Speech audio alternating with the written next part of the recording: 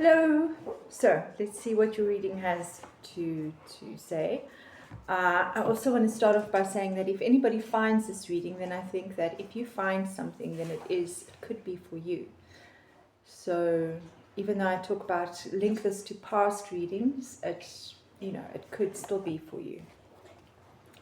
This week you have the Ten of Cups, which is, according to me, for me, one of the best cards in the tarot. And you got the same card last week, but we'll get there later. Let's start off with, you are presenting as the Ace of Wands.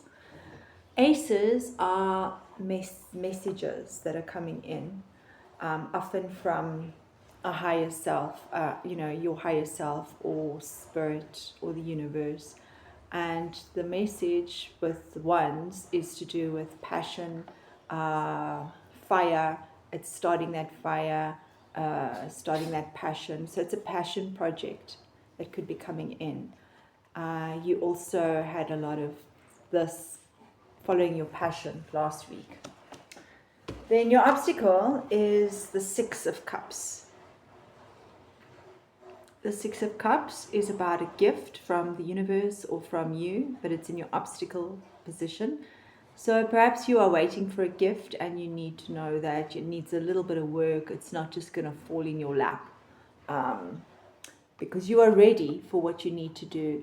This card also often talks about being over ready for something, because she's receiving something gentle and soft, being gifted, but she's got this what looks like an oven glove on, which is so unnecessary for what she's giving. So it's about being over, you're over ready. So it's a gift. So either there is a gift coming, you're waiting for a gift, or it's telling you to not expect it to fall into your lap. So bizarrely, in your immediate past is another ace. So you have two aces, and aces are about messages. So you can see this is the biggest pentacle in the deck. Pentacles can be money, time, things, those things that we can see and touch. That's pentacles. It's about the earth, grounding, and it's about being earthed. It's things around you. So you are being gifted yet another message about pentacles. So it could be financial or stability.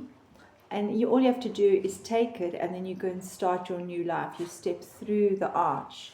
So here, that's quite, I think, quite tied to your obstacle, which is the gift. So you are being gifted something, and perhaps you're either not taking it, you're not seeing it. Lots to do here with messages and not taking it. And the reason why, and what it says about your immediate future, is the Four of Pentacles. So this card, the main thing for me on this card is about holding onto something instead of letting go and letting the energy run free and being free. So it's holding onto something. You see, he's standing on pentacles, so he's not grounded. His feet are not on the ground. He's holding a pentacle in front of his heart, so he's not accepting energy, love, gifts. And he's got one on his head, so he can't have the clear thoughts coming through. It's about holding on, maybe being a bit stubborn. But then it says, in your mind, you are thinking of the Ten of Cups, which you got last week as well. So the Ten of Cups is about wish fulfillment. Look, they've got the end of the rainbow. They're at the rainbow's end. It's that joy, peace, happiness, success at the end of the rainbow. The problem with this card sometimes is that they know what it is, but now they need to bring it down to earth and make it a reality. So perhaps you know what these gifts, these messages are, you know what this gift is, but you got to work hard now to bring it down into reality. Then your subconscious is, for many people in tarot, the very best card in the whole deck is the Sun. So, yeah, this is happiness, joy, it's all the good things. It's the best of the best. So your conscious is also reflecting on the Ten of Cups. I mean, to get these two cards in a reading is just amazing. It's good, and then it's like good and best, it's just amazing. And then you also, in between these cards, you got this card, which is the gift. These are such amazing cards. It's like joy, the best of the best, gifts. So it's really good things that could possibly be coming or that you could manifest. Then in your environment, what's around you is the Four of Swords. This is a card about rest, rejuvenation, relaxation. It's that pausing. It's totally rest. He's also praying for a blessing, which is what a gift is. It's a blessing that's coming in, and then all these aces are also talking about gifts coming in. Something to do with gifts. Now remember, gifts can be external or internal. Then what's going on around you that you have no control over is Temperance. So Temperance, often, you see this card, she's just dipping her foot in. She's trying to find balance, trying to work out what works and dipping her foot into it before she goes up the path to enlightenment, to joy. So the problem with this card sometimes is that it's not jumping in that water. It's just dipping your toes in the water. But this is in the position where it's other people, it's not you. So people are maybe not investing enough in you. They are just balancing out, trying to find what's right for you, but not fully investing. You've got quite a lot of major arcana. Then your desires, what you wish for, is the Wheel of Fortune. So the Wheel of Fortune is about karma. It's about seeds that have been planted that are coming into fruition, and it's for you and for others. So, you know, if you've been doing good, then good things come back. What I find particularly interesting in this card is all the animals that are linked to it, and maybe some of them mean something to you. There's a mythical animal. This is like a dog with a human body. I think it's an Egyptian god of an Anubis, and he goes round with the Wheel of Fortune as it goes up and down. You know, fortune happens. So these are lots of mythical creatures.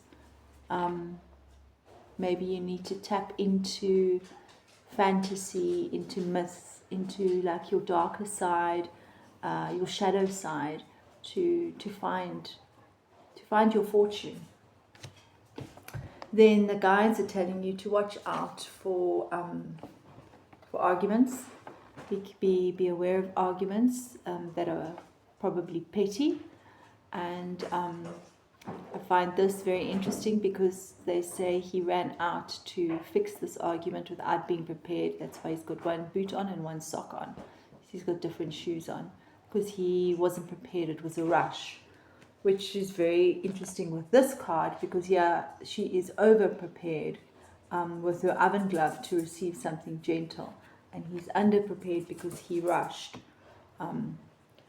Which is very interesting, tied back in with this card of yours where there's this trying to find the balance, trying to find exactly what works. It's because what works for you might not work for me.